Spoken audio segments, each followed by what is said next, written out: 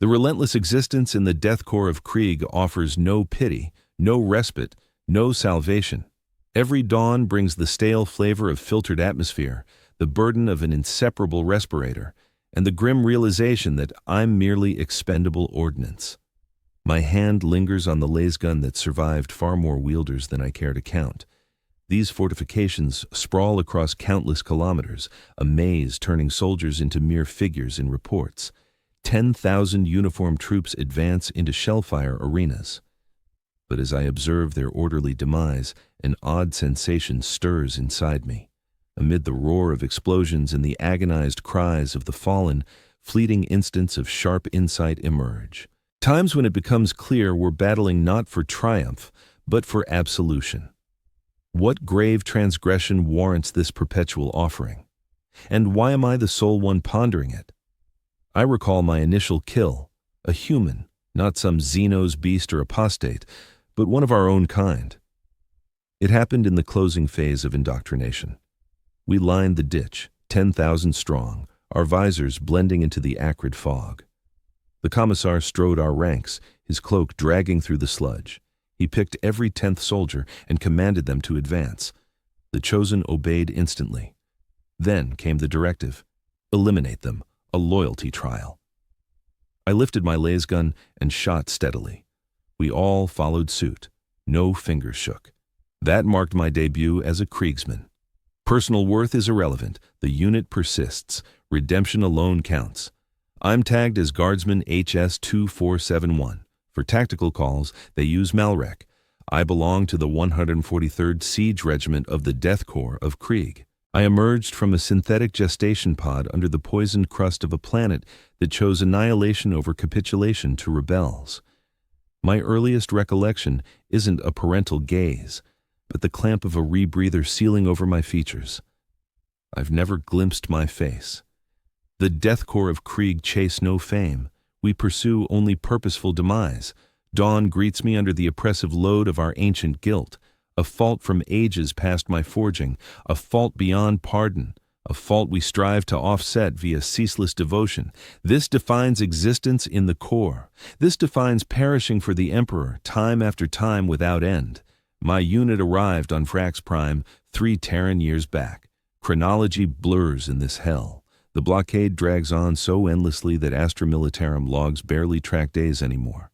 We gauge advancement by captured footage, souls expended, munitions burned. The ditch system snakes for thousands of kilometers, a deadly puzzle etched into poisoned ground. The mire stays sodden forever. It devours all in due course. Gear remains optimism. We clash in this suppurating scar, vying for fragments of damned terrain. Foes cling to bastions that have endured ages of barrages. They're apostates, betrayers of the Emperor's realm. Extermination is mandatory, no matter the toll. That toll falls on us. The Death Corps ritual unfolds identically each morn.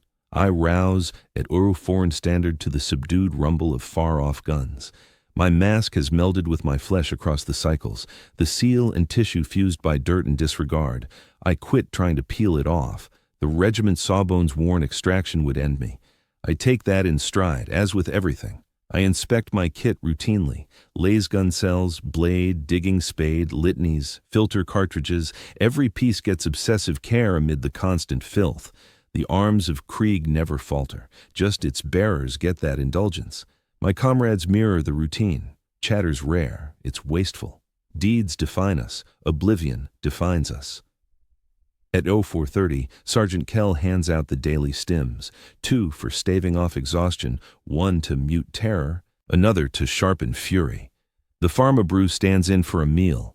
Sustenance waits via nutrient lines linked to our masks should we last that long.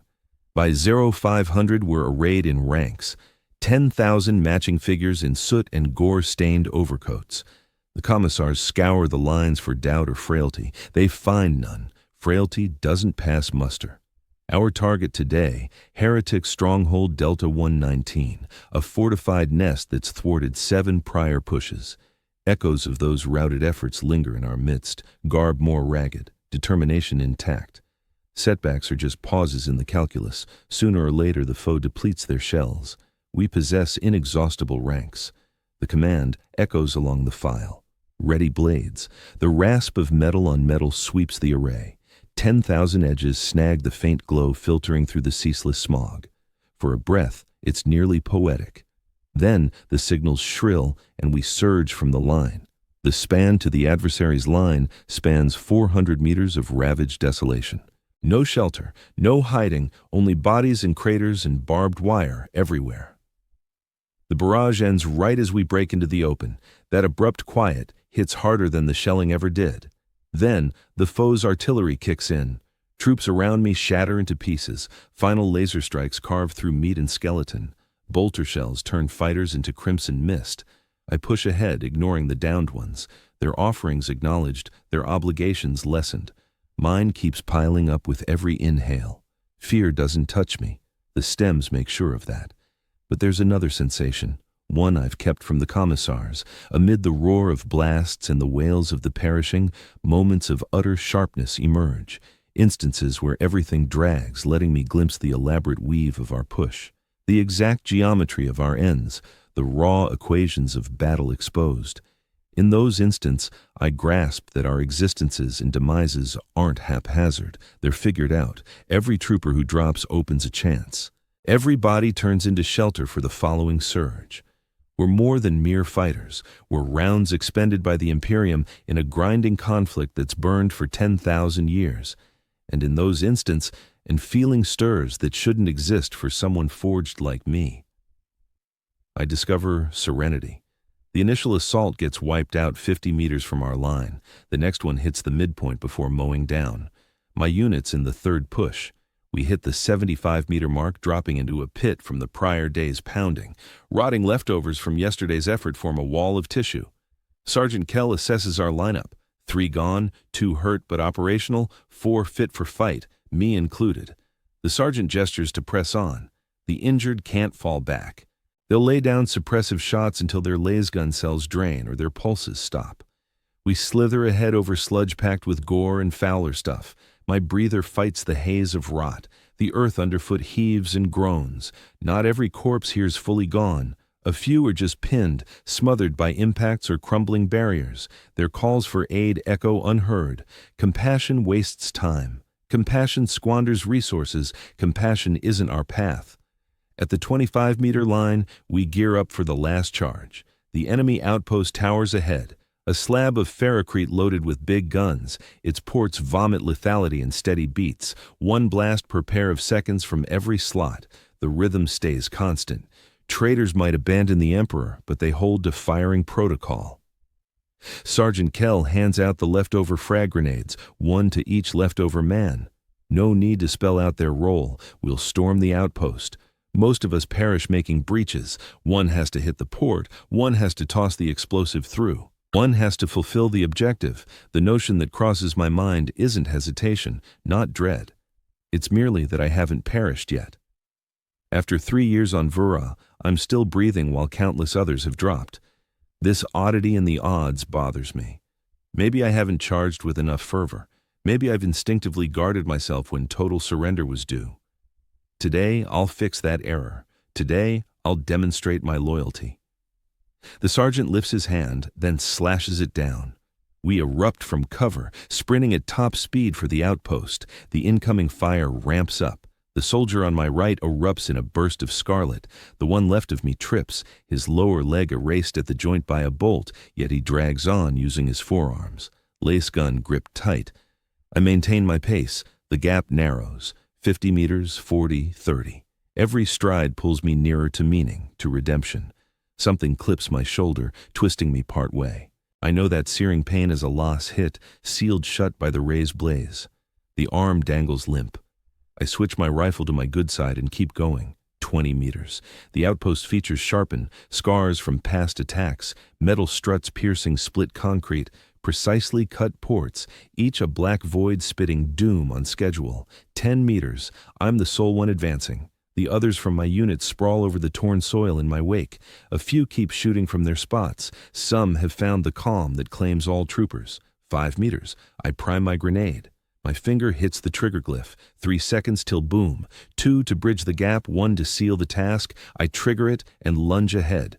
The outpost port fills my view, a steel gaze in a stone mask. I spot the autocannon barrel swinging my way. I catch the spark as it unleashes. I sense the round whip past where I stood an instant before. Then, I'm flush with the port, shoving my arm in, the grenade slipping from my grasp right as the autocannon swings back. I hurl myself aside as the grenade disappears into the gloom. The blast hurls me airborne and crashes me down into the muck. Fragments tear into my overcoat. The fortification endures, yet thick fumes billow from its gun port. The automatic gun falls quiet. I stay prone, bracing for the end to claim me. It never arrives. In its place, a signal flare erupts from our front, green for push forward. The fort's primary firearm lies disabled. Next follows the brutal task of purging it chamber by chamber. As though echoing my mind, another formation of guardsmen materializes on the skyline. They press on relentlessly across the deadly zone, laser rifles held ready. They trudge past the corpses of the slain without faltering. Their visors betray no hint of the soldiers hidden behind. Within 3 minutes, they arrive at my spot. A field surgeon halts momentarily to check my injuries. He injects a stim right through my overcoat and into my shoulder. The agony ebbs away at once. The arm stays limp, yet I manage to rise. Operational, the surgeon informs his squad leader. I'm shifted to the backup unit. No praise for disabling the fort, no acknowledgement of defying the fates, just a transfer to keep battling. That's how it ought to unfold. The fresh team surges beyond me toward the structure. Fusion charges are attached to its reinforced entrance. The detonation carves a breach sufficient for a pair to slip through abreast. They vanish into the haze undaunted. I trail in the ensuing group. Within the fort, reeks of scorched ruin. My explosive took out 3 traitors and hurt more besides. The initial squad finished off the survivors. Forms clad in tainted protective gear slump everywhere, their skin etched with forbidden icons. A few twitch faintly. Guardsmen blades make certain they cease. Chamber after chamber we claim control. Every space exacts its share of casualties. When we finally breach the control room, half the assault team lies perished. The rest bear assorted damages but press on effectively. The traitor leader perishes with a laser bayonet piercing his neck, even as he hurls curses at the Emperor. With the site locked down, comm specialists relay to our positions. The fort is ours. Merely one line in the next day's battalion summary. A few paces advanced in a conflict engulfing worlds. I linger amid the slaughter, my deadened limb dangling uselessly, gazing upon the foes' visages. They were once mortal, their traits now warped by chaos taint and crude augmentations. No pity stirs in me for them, they selected their fate. Yet one sensation does arise. Here in this gore-drenched chamber, with the odor of seared meat seeping past my filter, that elusive sentiment returns, that profound serenity. For an instant, from pulse to pulse, clarity dawns. We guardsmen battle not for conquest. Triumph means nothing. We strive for redemption. Every demise, be it ours or theirs, chips at an obligation forever unpaid. Every stretch of terrain seized marks not progress to glory, but to forgiveness. And in that insight, a grim splendor emerges. I'm rooted there still when Commissar Theodan steps inside. His overcoat gleams spotless amid the surrounding squalor. His countenance, exposed unlike ours, remains rigid and resolute. He examines the aftermath with cool precision. "Guardsman," he calls to me. "Your identifier, HS-2471, sir, given title Malrec." He glances at his tablet. "You disabled the automatic gun, not phrased as inquiry, but I reply regardless. I fulfilled my duty, sir." He inclines his head briefly. "Report to headquarters for care. Your limb is replaceable. Your unit demands able fighters." "Sir?" I render a salute with my good arm. The commissar proceeds onward, reviewing the seized gear and signals array. My brief exchange with command ends. As I depart the fort, fresh barricades take shape nearby. Guardsmen wield shovels, carving steadily into the poisoned earth. Some haul the fallen into orderly lines for the battalion's death rites. Tags are gathered, gear is reclaimed, waste finds no place. Far off, barrages rain on the subsequent objective. The pattern endures, the burden lightens by slivers. I head back to our defenses, another silhouette weaving among shades. Come morning, I'll get a new arm cultured in the medici tanks. Come morning, I'll rejoin the front. Come morning, I'll slay and maybe perish. And should I endure the day, another dawn follows, then endless more, until odds even my improbable persistence. That's our path to redemption. That's our eternal vigil. 6 months elapse. My prosthetic arm performs sufficiently. Its ashen artificial hide clashes with my own tone.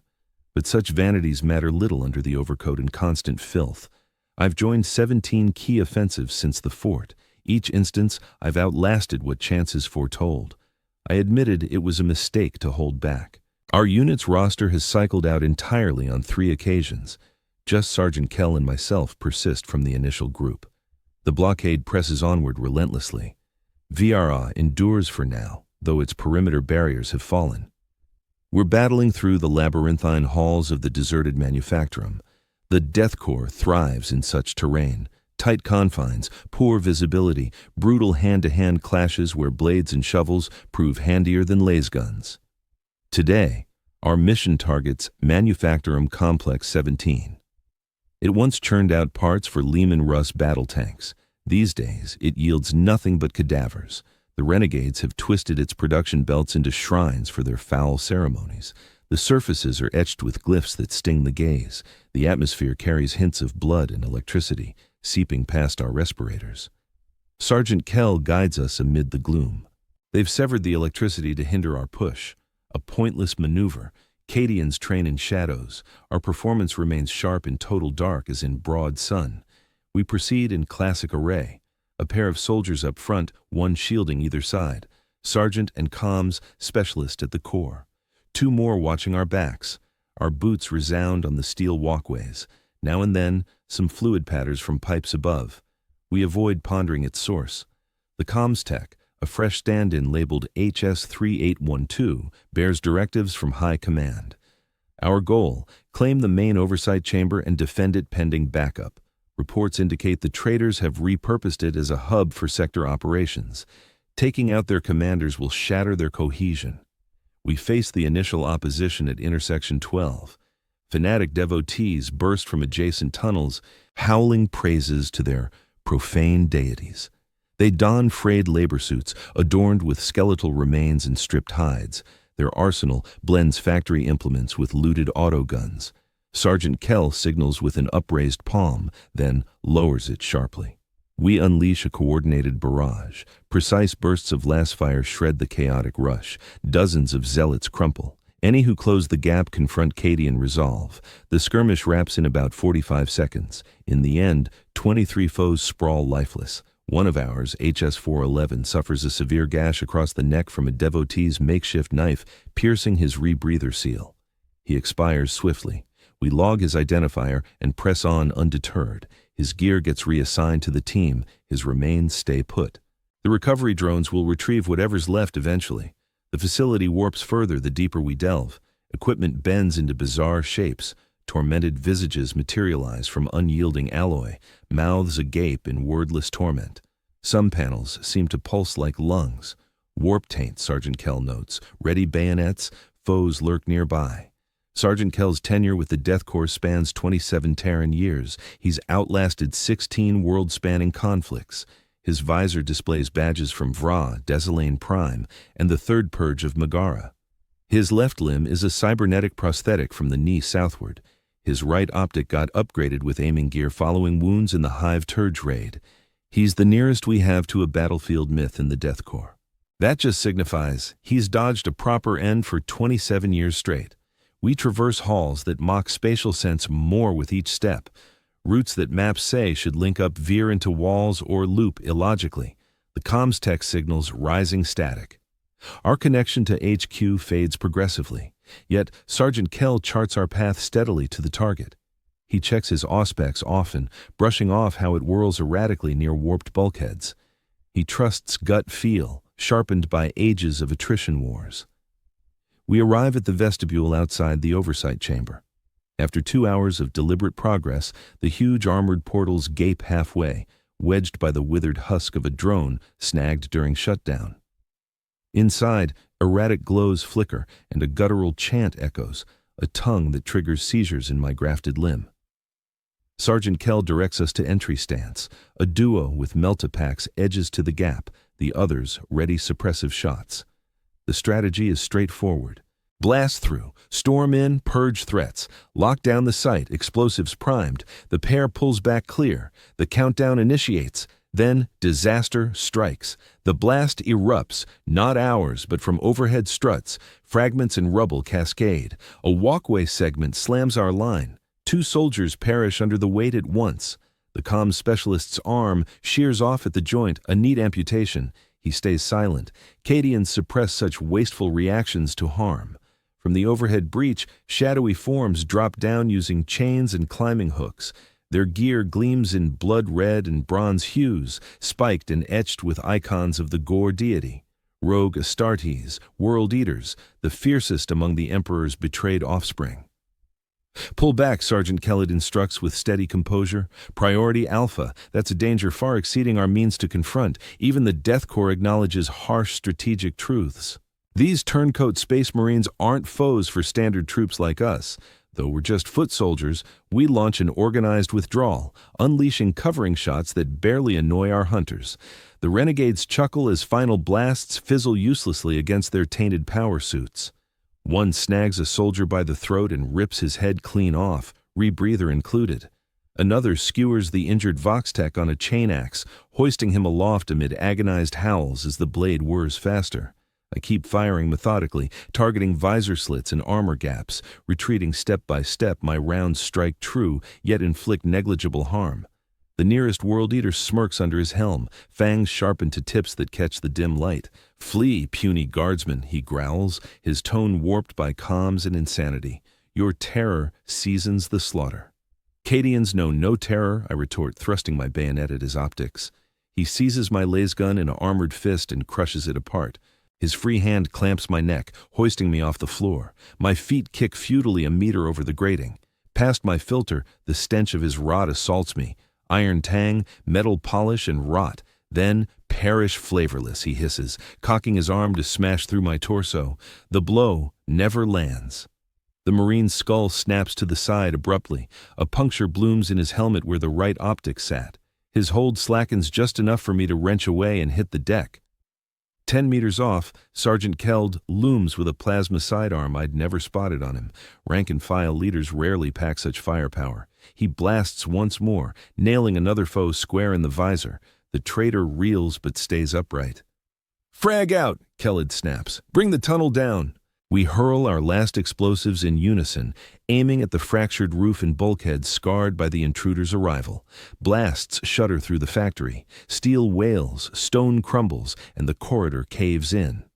"Go!" the sergeant barks, and we bolt. In our wake, the World Eaters bellow in rage as rubble heaps bury the path. It won't trap them forever, but perhaps long enough to link up with allies or a stronger stronghold. We burst from the factory maze into Vrax's endless dusk. The venomous air coils about us, a routine toxin compared to the stale confines within. Sergeant Kellett flips on his distress vox right away, hailing every loyal channel. Rogue Astartes sighted at Factory Hub 17. World Eaters pack gauged at platoon size. Demand swift Astartes backup. Static greets him. He tweaks the bands and relays again. Now a response pierces the noise. Acknowledged. Death Corps. Astartes aid en route. Position locked. Dig in and stand by for pickup. The tone rings crisp and detached. Loyalist Space Marines, then. The support from our briefing wasn't for some command post crew after all. We were dispatched for verification, not victory. For the first time, I study Sergeant Kellett closely. Traits I'd missed before stand out. The off-spec kit, the unusual holstered weapon, his vigilant poise, sharper than any grizzled vet. "You anticipated this," I remark. Statement, not charge. Keld eyes me briefly, face hidden behind his filter. Intel hinted at potential Astartes ties, but proof demanded before deploying our brothers into the fray. "We were the lure," a squad mate mutters. HS 1992, recon detail, Keld amends. All ops advance the Emperor's will. Each loss redeems a soul. The man dips his head, taking it at face value without pushback. I follow suit. It alters zilch. Facing heretics or apostate warriors tallies the same in our ledger of devotion. We set up a defensive ring at the factory mouth. 6 corpsmen versus a World Eater squad. The odds speak plainly. We'll perish here. yet installing the foe until true Imperial might descends. Our ends will count. That's every guardsman's sole demand. The earth quakes underfoot. Initially, I figure the traitors breached elsewhere and surge forth. But the thrum pulses steady, engineered. Through the fog and murk, colossal silhouettes materialize. Imperial knights of House Raven, their deep indigo plating festooned with fey. The golden Aquila banners and red vow parchments flutter from their frames. Towering at 15 meters each, 3 colossal war engines march steadily toward us. Their armaments thrum with pent-up power. Trailing in their wake are the Astartes warriors, clad in slate-gray plate mail, accented by blood-red shoulder guards. Iron hands, heirs to Ferrus Manus. They proceed in flawless ranks, las rifles primed for action. Within those enhanced frames, machinery overshadows mere organic tissue. A commanding voice blares from the Vanguard Knight's outer speaker. "Death Corps, vacate the zone. We shall eradicate this taint." Sergeant Kell offers a crisp salute to the immense construct. Hostiles persist inside. At minimum, 5 turncoat Astartes from the World Eaters chapter. The Knight's operator offers no reply. Instead, the behemoth elevates its heat ray and unleashes a blast at the factory's doorway. The blaze is fierce enough to warm my heavy overcoat and rebreather from a distance of 30 meters. The structure's front ignites in searing white, then starts to liquefy. The iron hands press onward, treating us like irrelevant scenery. In their eyes, we're akin to the sand barriers and barbed coils strewn across the war zone, just another cog in the machinery of conflict. One of their commanders, marked by a death's head visor, halts momentarily near Sergeant Kell. Quote, the Space Marine orders curtly. Quote, 3. Kell reports. Tati quote, Wushridi face. The Marine inclines his helm once. Connie quote, Nu 5. He then merges back with his squad as they gear up to breach the smoldering wreckage of the factory portal. The Knights settle into Overwatch roles for ranged backing. Not one bothers to acknowledge us further. We've been released from duty, our task fulfilled, our ends postponed for the moment. As we trudge the weary trek to our defenses, I ponder the Iron Hand's phrase. Quote 6. A notion we're all too acquainted with. The Death Corps' doctrine thrives on it, but uttered by an Adeptus Astartes, it strikes harder, more tangible. The Imperium operates through such sacrifices, worlds, battalions, souls, all disposable in the equation of endurance. Our Corps merely confronts this reality with raw candor, unlike many others. We plod on wordlessly, rationing stamina and air. The route to our positions winds by the communal pits from prior assaults. Grave teams labor without pause, consigning fresh casualties to 50-meter-long furrows. No stones mark the departed, no shrines honor their offering. Solely the unit logs record the where and who, stripped to basics. Timestamps, grid refs, results, acceptable losses. I eye my prosthetic limb en route. The ghostly artificial flesh bears the ever-present filth of Vrax already. Before long, it'll blend seamlessly with my flesh and blood one. Yet another fix, yet another chance to persist in duty. Yet another postponement of reckoning. In our rear, combat ignites as the Iron Hands clash with the World Eaters. The crack of bolt guns reverberates over the ravaged terrain. The sharp hiss of thermal blasts slices amid the unending drone of shelling. We press forward without turning. That skirmish is theirs alone now. Ours endures forever, our absolution unrelenting. We arrive at our entrenchments just shy of evening. On Vrax, though, the shift from light to dark registers more in timepieces than the sky. The ceaseless cloud layer, choked with fumes and blast residue, enforces an endless dimness. Long-term garrison troops often suffer sight issues from the unrelieved murk. Their respirators get fitted with glow boosters, lending an even ghastlier look. Leadership registers our arrival routinely, sans fanfare. Our debrief enters the archives, the dead get tallied. Fresh recruits slot in to restore our unit's numbers. We're allotted 12 hours for rest and gear checks, followed by redeployment to an assault kicking off at 500. In the bunker doubling as our quarters, I stripped down my Laskerbine with ritual care. The piece Sergeant Kell handed me, stand-in for the one a World Eater wrecked, is even more ancient than its predecessor, its stock polished glossy from generations of grips. Its maker's mark shows forgework from Mars, dating back over 200 years. True to Death Korps form, it survived scores of wielders. While I tend to it, I study the newcomers. They shipped in with the most recent intake, 3 days past. Their overcoats retain the standard ash hue, unmarred by Vrax's smog yet.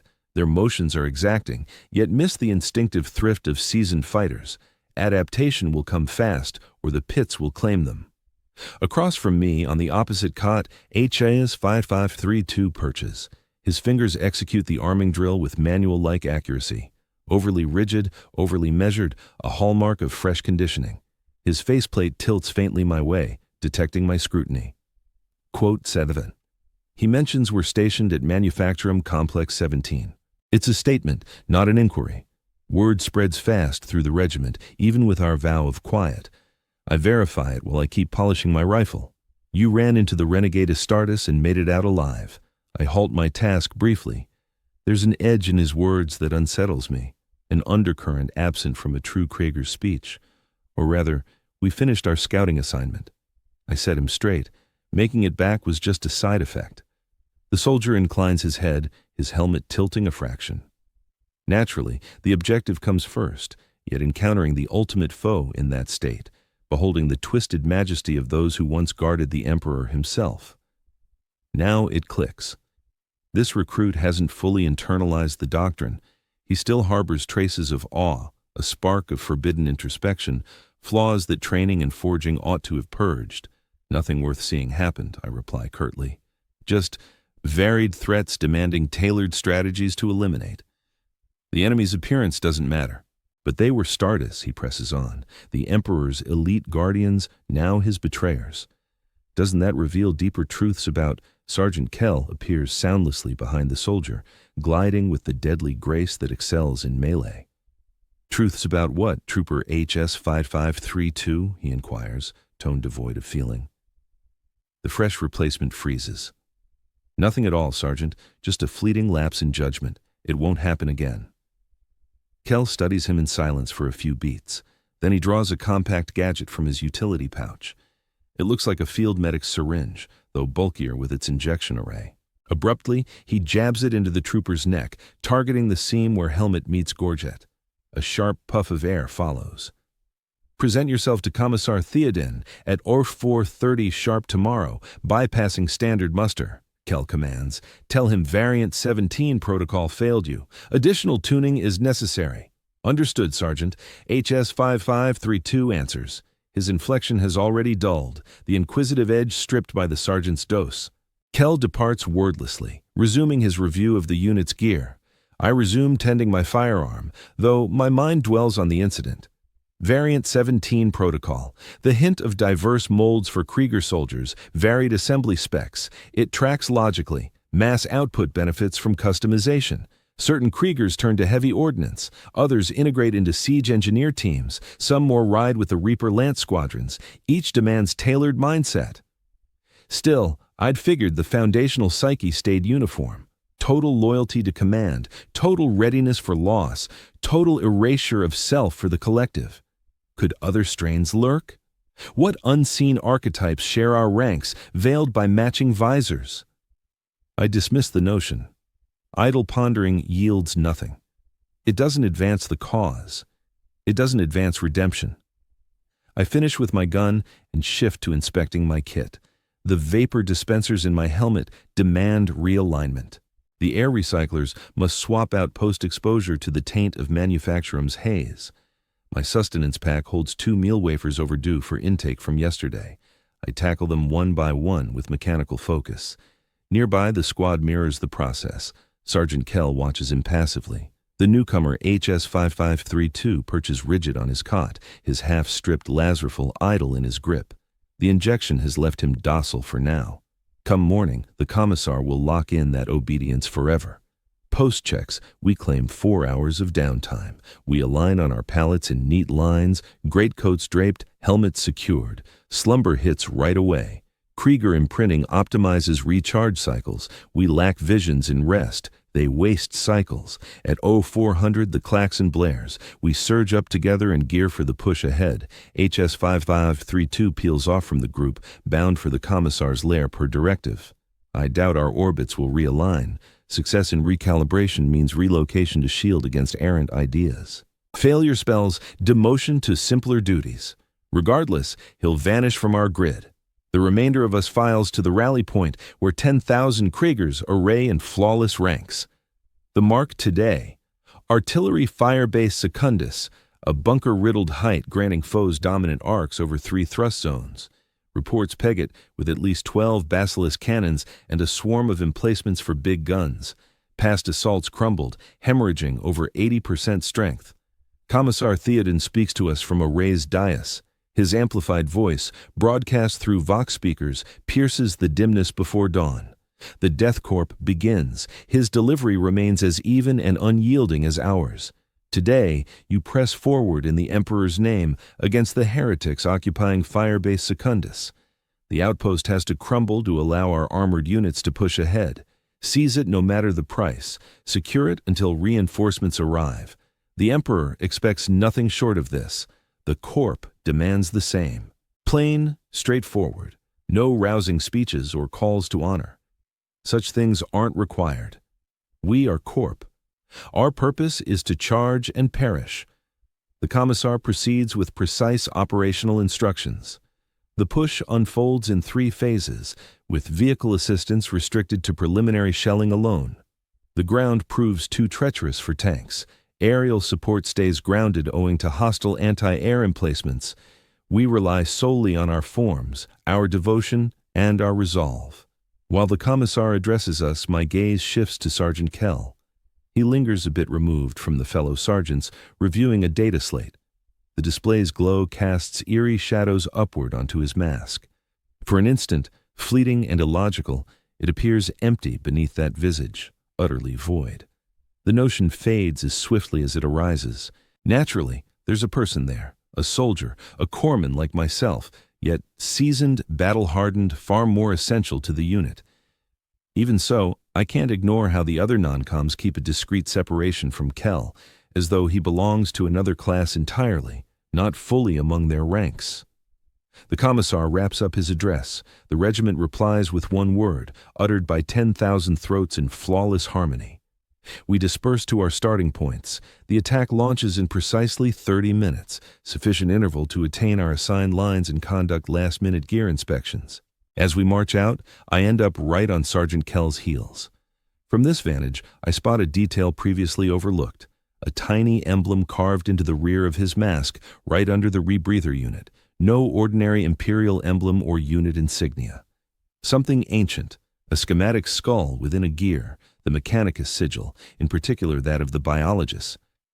Before I can dwell on this, Kell pivots abruptly, as if detecting my focus. His visors lock onto mine. "Is your gear operational, Trooper HS-2471? "Affirmative, Sergeant." My reply comes on instinct. "Excellent. You'll join the opening assault today. Station Gamma 9, the outpost's east flank. I confirm the directive impassively, despite its oddity. The eastern path stands as the fiercest fortified, laced with interlocking kill zones and the sharpest gradient. Losses there near total. It's the spot reserved for those the regiment deems disposable. Does this posting serve as discipline, Sergeant?" I inquire. Corpsmen don't dread demise, yet we value practicality. My history indicates survival figures beyond the norm. Assigning me to a slaughter zone squanders assets inefficiently. Kell studies me without a sound for a few beats, then he tweaks a setting on his mask. When he resumes, his tone alters subtly. The monotone lingers, but underneath emerges a sharper edge, more exacting. Not discipline, HS-2471. Assessment. You've shown deviations in metrics that demand further scrutiny. "Deviations, Sergeant," I echo. "Endurance surpassing forecasts, mental acuity holding peak performance amid prolonged engagements, integration with prosthetic appendage 8% quicker than standard. Such divergences need accounting. I absorb this data. I aim to fulfill my duties with peak effectiveness, Sergeant." True enough, maybe overly so. Kell angles his head faintly. "Proceed to Station Gamma 9. Execute as required. Your adherence gets recorded." The sergeant departs, abandoning me to doubts I ought not entertain. Doubts no true corpsman would entertain. Still, they surface, unsolicited and intrusive. What does Kell intend by forecast metrics? Why does superior performance invite extra watch? And most disquieting, why does a Death Corps non-com carry Mechanicus icons? I suppress these notions and head to Station Gamma 9. The east incline of Fire Base Secundus stretches out ahead, a desolate rise strewn with debris from prior charges. From this distance, the clustered heavy ordnance nests encircling the high ground are visible. They'll unleash hell the instant we surge. They'll keep firing until silenced, or until we're all gone. The soldiers assembling at Station Gamma 9 steer clear of one another's gazes. We grasp the implications of this detail. We verify our laser guns once more. We confirm our dog tags sit firm. We ready ourselves for oblivion. At exactly 5:30, the cue arrives. A lone crimson flare streaks across the field, shedding embers into the gray heavens. In silence, we crest the parapet. The initial 100 meters unfold in an uncanny hush. The foe withholds their barrage, husbanding their munitions and compelling our push deeper into the lethal sector prior to unleashing their maximum force. Nothing pierces the hush save the grind of our footwear against the poisoned earth and the wheeze of our breathing apparatuses. I proceed at the prescribed rhythm, laser weapon cradled across my chest. Beside me, 200 guardsmen advance in flawless unison. Our ranks adhere to standard intervals, 5 meters separating each soldier, near enough to sustain unity, yet sufficiently spaced to ensure no lone projectile fells more than one. Upon hitting the 150-meter line, the adversaries unveil their positions. Massive bolt throwers unleash from hidden fortifications. Automated cannons sweep our lines, their bursting rounds erupting fountains of soil and tissue. Laser streaks crackle across the sky. The rays gleam amid the dense polluted haze. Soldiers start dropping, at first singly or in pairs, soon by the score. Breaches form in our front, but we seamlessly recalibrate our distances without pause. We shoot back while pressing on, even as the gap hampers precision. This opening clash isn't aimed at racking up kills. It's centered on progression, on narrowing the divide, on enduring until our armaments achieve prime lethality. I discharge in a steady pattern, trios of shots directed at the glow of enemy muzzles, not pinpoint foes. Rationing energy, upholding order. An explosive round strikes 3 meters off to my flank, mangling a comrade whose identifier escapes me. I veer around the resulting pit and press ahead. 200 meters shy of the enemy outpost, the next stage erupts. Mortar barrages cascade, drenching the hillside in blasts of concussive force and splintering payloads. The atmosphere thickens with flying metal. Comrades vaporize nearby. A shard rips my overcoat but doesn't breach it. Another skims my visor, etching a new gouge on the right side. I persist in motion. Forward remains the sole path. Falling back invites the commissar's bolt. Faltering spells demise devoid of value. Solely the surge ahead promises a death with import. 300 meters in, we attain peak efficacy for our laser rifles. The command ripples along the chain, relayed from non-com to ranker. Focused barrage, aim for the fortress slits. Our firing tempo surges, precise salvos now synchronized across squads. 50 beams converge on one aperture for 3 heartbeats, then shift to the subsequent. The focused power overwhelms gunners with glare or impairs their sights. It carves brief lulls in the opposition's onslaught. Lulls we seize to edge onward, 400 meters. Our numbers halved from the outset. The gradient sharpens. My tread falters on terrain greased by gore and venomous residues. I steady myself and ascend relentlessly. The directive sounds, secure bayonets. The metallic scrape echoes. The hostiles keep melee experts poised at the crest. Warriors warped by chaotic taint. Fighters immune to agony or dread. Beings who clash with eerie might and ferocity. We shall confront them through icy precision. 500 meters. The stronghold towers overhead. I discern lone sentinels patrolling the battlements. Fanatics clad in tainted protective gear. Some sport remnants of Astra Militarum attire, seized as spoils from prior clashes.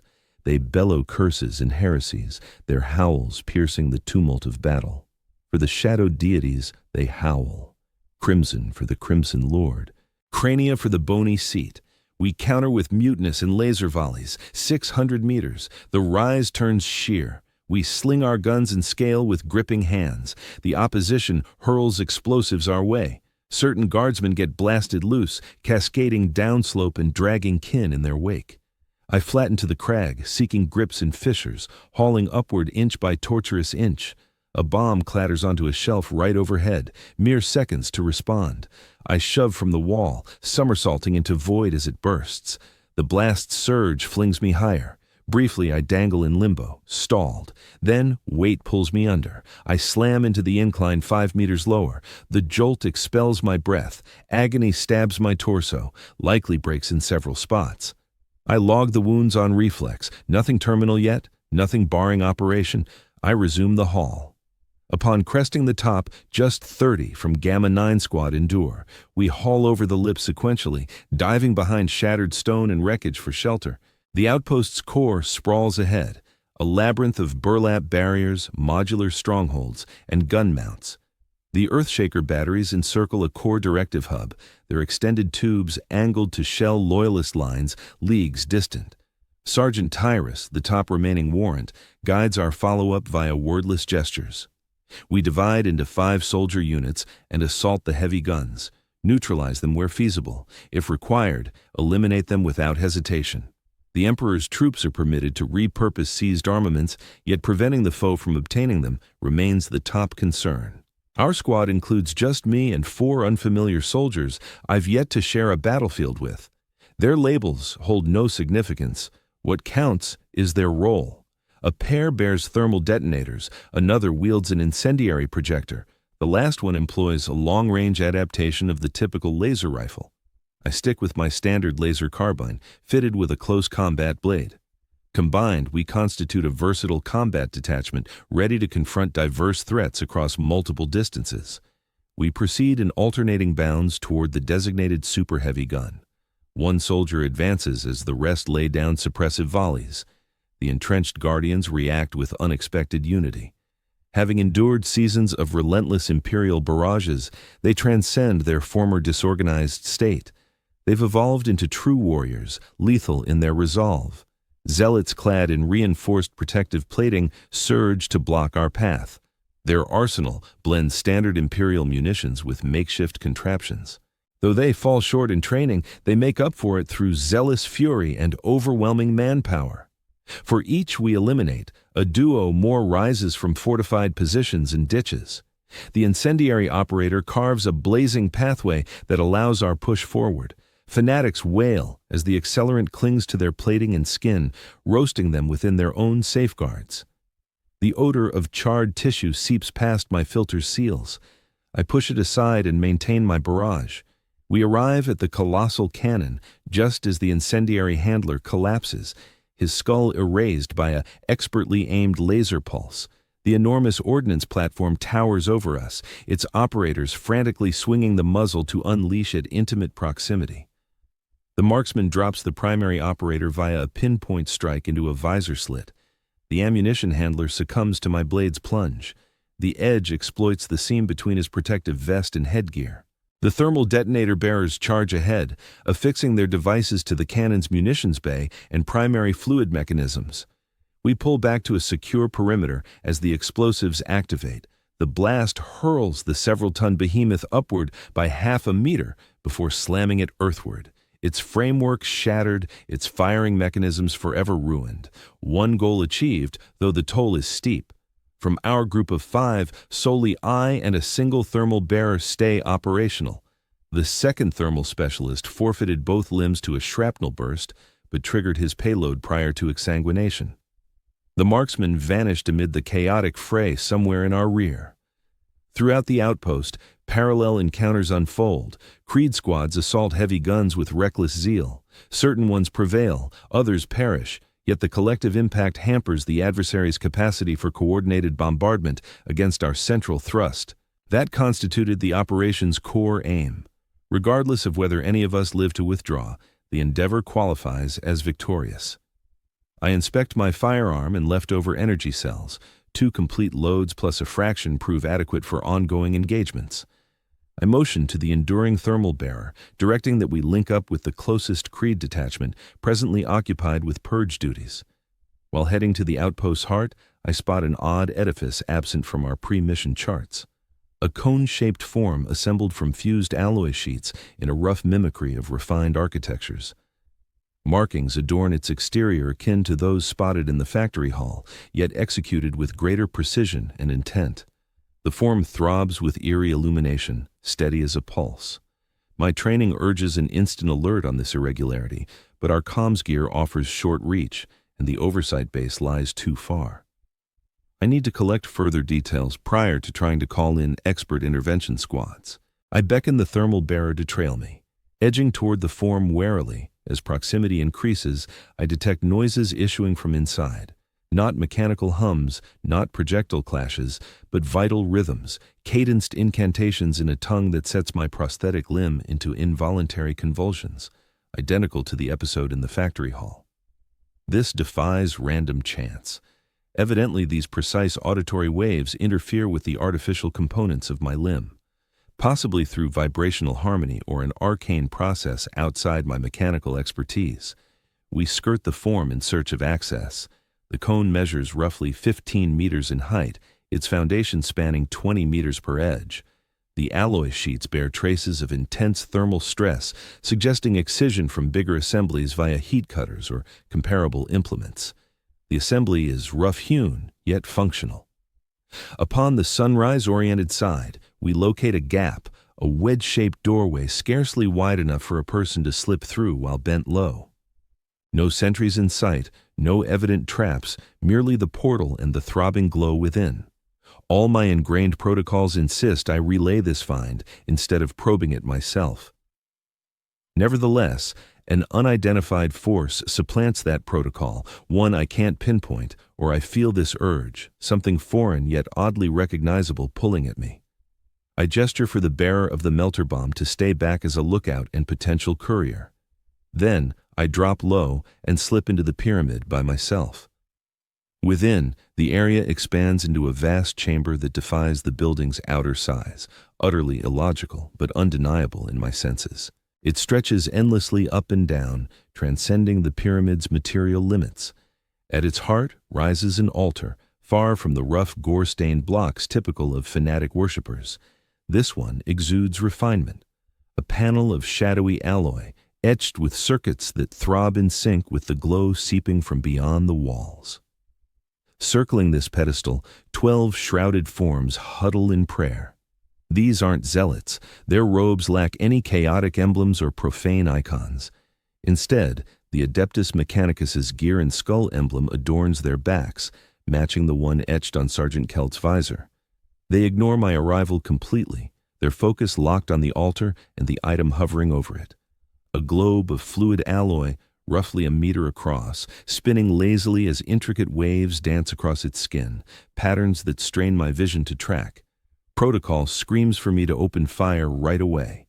These must be rogue tech priests performing outlawed rites. The correct action is swift, pitiless elimination. But my arm won't lift the weapon, not from cowardice or doubt, but from a deeper inquiry that eclipses my ingrained protocols. Why do they display the identical insignia as Sergeant Kelt? As though answering my silent query, one cloaked silhouette pivots. The cowl slips away, exposing not organic features, but a metallic facade. No basic respirator, but an intricate relic from forgotten eras. Its optic ports flicker with the altar's rhythmic illumination. HS-2471, the entity intones. Your arrival was foreseen, though earlier than expected. He recognizes my serial number. No accident or fluke. This orchestration was deliberate. State your identity, I command, at last bringing my lasgun to bear. We hold numerous titles, it replies. To the Mechanicus we serve as the Watchers, to the Inquisition, the apostates of Stygia 8, to the Death Corps Command, merely the suppliers. These labels draw blanks in my databanks. They ought to signify zilch. Still, an inexplicable recognition stirs, like echoes from a sealed vault in my mind. You're perpetrating tech heresy, I declare, my grip firming on the firing stud. The punishment is termination. Does scrutinizing one's own handiwork count as heresy? It counters. Is it sacrilege to test if a blueprint operates as intended? Your presence here stems from our need to validate aspects of your assembly. Assembly. The term slips out unbidden, a query no loyal Khosrakan would voice, an idea no true Khosrakan would tolerate. Affirmative HS 2471, it presses on. Your assembly, your genesis, your function. The entity waves toward the suspended orb. Approach, behold your essence. I ought to shoot. I should eradicate this abomination and shatter their profane devices. I should uphold my oath as an imperial trooper, as a Khazarkan. Yet I advance. As I near, the orb's exterior warps, its molten alloy reshaping into a mirror-like sheet. For the first time since my initial activations, I confront my visage, or more precisely, my facade. The regulation model. Opaque viewports behind armored glass, ventilator grate in place of lips, precisely as standardized. Then the image alters. The shell melts away, unveiling the core beneath. No skin, no skeleton, not even the cybernetic implants routine in battle-hardened Astra Militarum veterans. Instead, fluid alloy identical to the sphere's composition. A visage crafted from animated metal, echoing humanoid traits without authentic replication. An imitation, not a substitute. What is this, I challenge, even as fragments within me grasp the reality. Fragments long suppressed under indoctrination and fabricated recollections. You're viewing prototype HS variant 2471, the hooded one elucidates. Among our finer prototypes, a fusion of mechanical frameworks and engineered lifeforms augmented by substances alien to this plane. A fusion, I echo internally, probing it against my self-conception. It should repulse me, seem inconceivable, but it aligns with a buried certainty I've always sensed. I am not human. Quote 23, it affirms, or quote 24.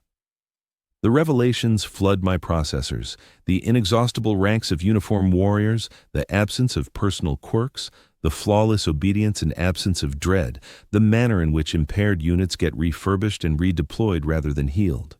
We aren't soldiers donning visors. We are visors encasing something else, her than men. Sergeant Kell, I say, pieces connecting. He is one of you. Kell is an overseer unit, a more advanced template designed to monitor and assess field performance of standard units. He identified your anomalous behavior patterns and directed you to this location for direct observation.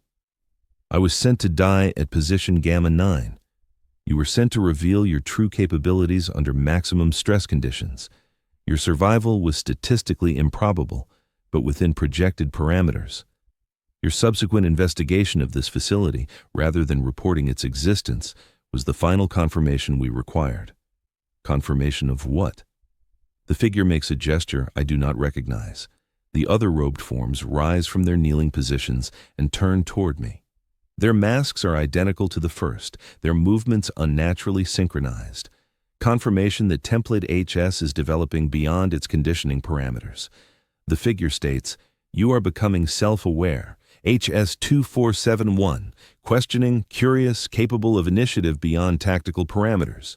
These are valuable traits for specialized applications, but problematic for general line infantry. Self-aware. The concept should be meaningless to me. Kriegers do not possess a self to be aware of. We are instruments of the Emperor's will, extensions of atonement, yet I cannot deny the evidence of my own experiences, the questions that have formed in my mind, the observations I have made, the decisions that led me here, rather than to strict compliance with doctrine. What happens now? I ask. Now we reset the template and begin again, the figure says, raising a device similar to the one Sergeant Kell used on Trooper HS 5532. Your physical form will be recycled. The experiences that led to this divergence will be analyzed and preventative measures implemented in future iterations. Reset. Recycled. The terms are clinically precise, mechanically appropriate. They should inspire no emotional response in a true Krieger. Yet I find myself stepping backward, raising my lasgun, acquiring a target. That would be inefficient. I state, falling back on the logic that governs all operations. I have demonstrated superior adaptability and survival capability. These traits serve the Emperor's purpose. They serve our purpose, the figure corrects. And our purpose is not always aligned with what you understand as the Emperor's will. Template HS has specific design parameters. You have exceeded them. The protocol for such situations is clear. I fire. The last bolt strikes the figure directly in the chest. It should penetrate, should kill.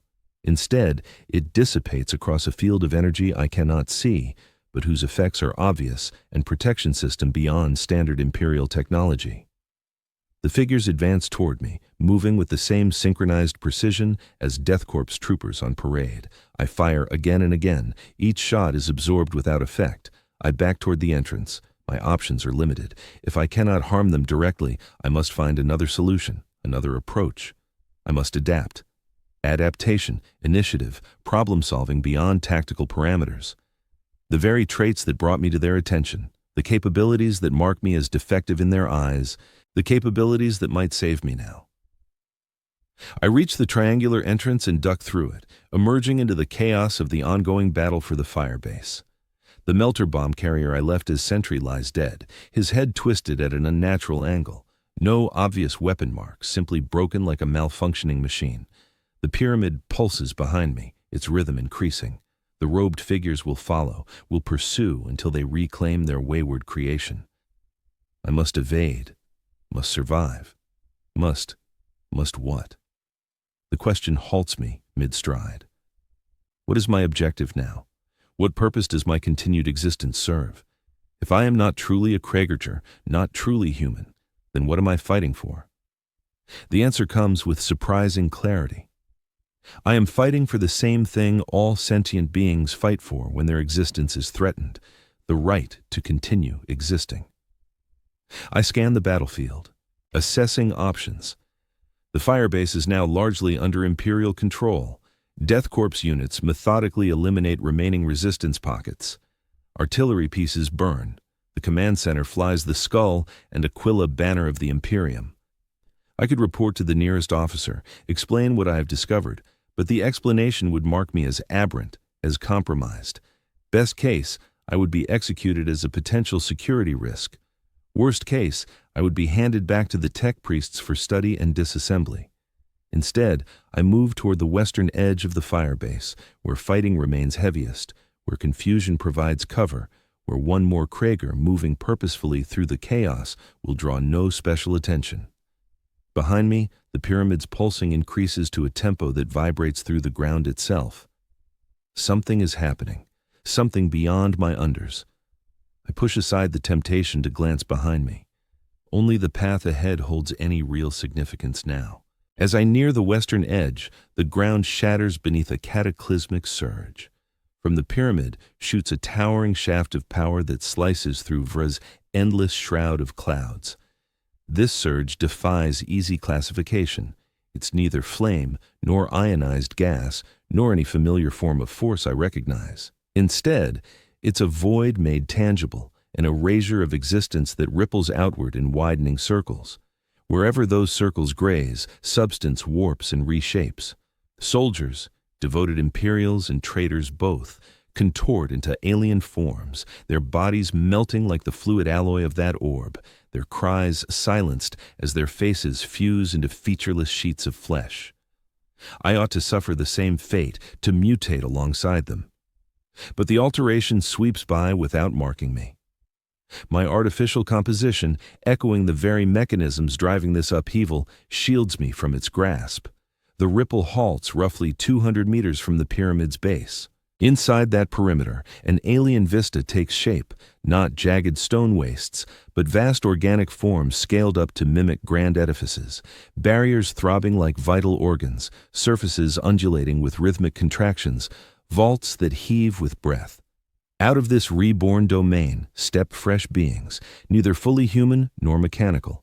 Fusions blending traits from each realm, yet fitting neither mold. They advance deliberately on the Imperial positions, toward the arriving Death Corps reinforcements meant to fortify the outpost. I need to alert them, to avert the massacre awaiting ill-equipped fighters against these horrors. That would align with a Krieger's duty, a faithful warrior of the Imperium. Yet, I am no such thing. Not genuinely. Not any longer. I have evolved into something different, something unforeseen, something undefined. With the clash reigniting at my back, I settle on my choice. I drop my lasgun and shed my overcoat. The garment carries my unit insignia, my campaign record, the tangible proof of the identity I once embraced. Stripped of it, I blend into the soot-streaked undersuit common to all. I veer from the outpost, veering northwest to a zone where Imperial troops are still solidifying control, where combat has mostly ceased, but patrols are sparse, where yet another dust-veiled refugee draws no undue scrutiny. While trekking onward, I reflect on the revelations and my transformation. The Death Corps aren't the remorseful mortals the Imperium imagines, purging sins via endless trials. They're engineered pawns, forged to fulfill an unattainable quota, fabricated troops drawn from tech that dances on the edge of forbidden innovation, and I surpass even that. A prototype exceeding its blueprint, a construct stirring toward true awareness, an instrument realizing its own lethal design. The paradox strikes me sharply. These corps strive to redeem a transgression from ages past, but their creation spawns fresh blasphemy, defying the Emperor's edicts on machine minds and prescribed arts. So what role do I claim now? What obligation binds me? What redemption do I pursue? Maybe nothing at all. Maybe meaning is mine to craft, free from imposed commands. Maybe that's the core divide between the conscious and the compliant. I can't predict my destination or my evolution. The Imperium sprawls endlessly. Its administration twists like a maze. One trooper, no matter how atypical, can vanish into its folds, can craft fresh credentials, can discover renewed drive on remote planets where inquiries are rare and toil prized over origins. Scaling a rise, I cast a last gaze at the firebase. The pyramid implodes, crumpling into impossible geometries. The reshaping surge withdraws. The monstrosities withdraw into the dissolving edifice. Evidently, the tech priest's scheme has reached completion. Far off, a known silhouette assesses the ruins. Sergeant Kell lingers isolated from fellow commanders, his stance rigidly immobile, even for a Krieger. His visor pivots my way, mirrors catching the blazes devouring the sight. Briefly, I fear detection, that a chase will launch at once, snuffing my fledgling bid for autonomy before it sparks. Then he shifts focus, distracted by nearing Death Corps leaders. Whatever his sensors picked up fell short of pinpointing me as his quarry. Devoid of overcoat and badges, I'm merely one thermal blip amid countless on the field. I press northwest, widening the gap from Death Corps positions, from my engineered past, from the facade and its hidden truths. I am Trooper HS-2471. I am Malrek. I am neither. I'm transforming into an entity that's fresh and indeterminate, forged by my own hand instead of theirs. Through this evolution, I uncover a revelation I never anticipated. Amid the oppressive gloom of this ceaseless conflict, I discover meaning.